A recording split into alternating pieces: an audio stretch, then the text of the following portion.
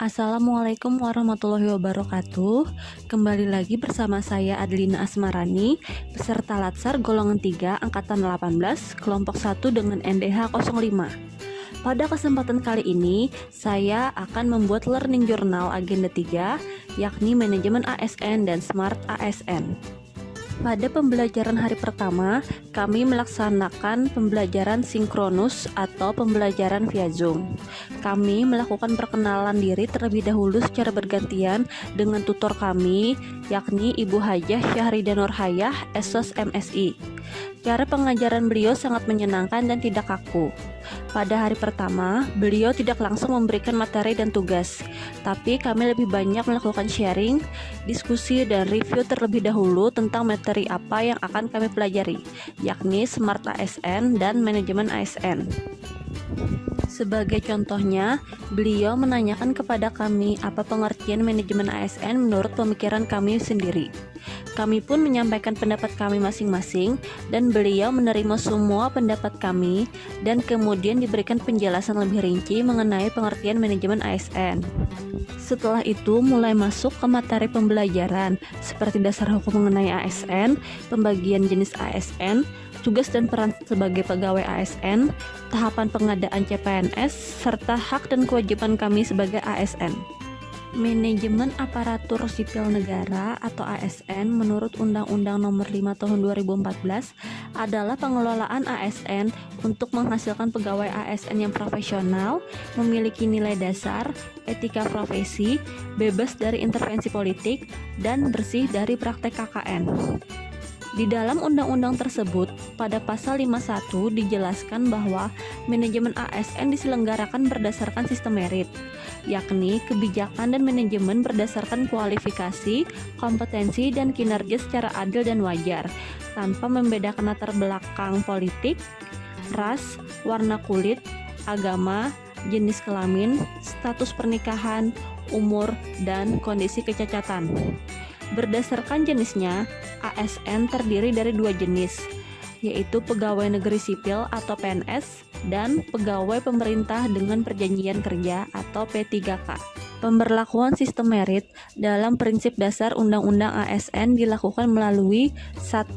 Seleksi atau promosi yang dilakukan secara adil dan kompetitif. 2. Menerapkan prinsip fairness. 3. Pemberian gaji, reward, dan punishment yang berbasis pada kinerja. 4. Menerapkan standar integritas dan perilaku. 5. Manajemen SDM dilakukan secara efektif dan efisien.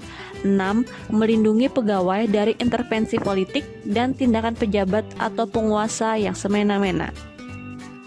Sebagai ASN, kami mempunyai hak dan kewajiban yang harus dilakukan.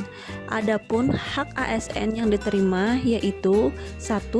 Gaji, tunjangan, dan fasilitas. 2. Cuti.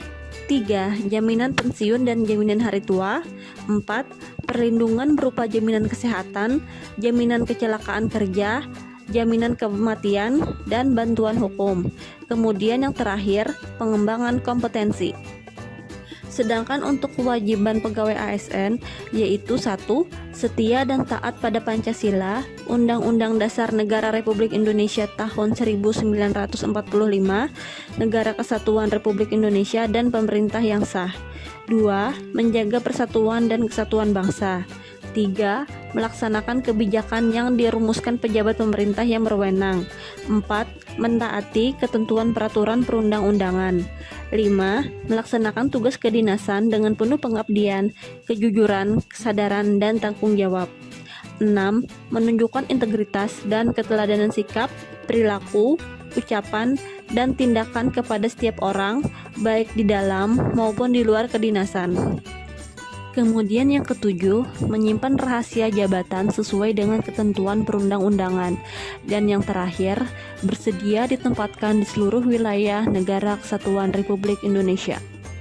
Pada materi Smart ASN, kami mempelajari 3 hal, yaitu literasi digital, pilar literasi digital, serta implementasi dan implikasi literasi digital. Literasi digital adalah kemampuan untuk mengakses, mengelola, memahami, mengintegrasikan, mengkomunikasikan, mengevaluasi, dan menciptakan informasi secara aman dan tepat melalui teknologi digital.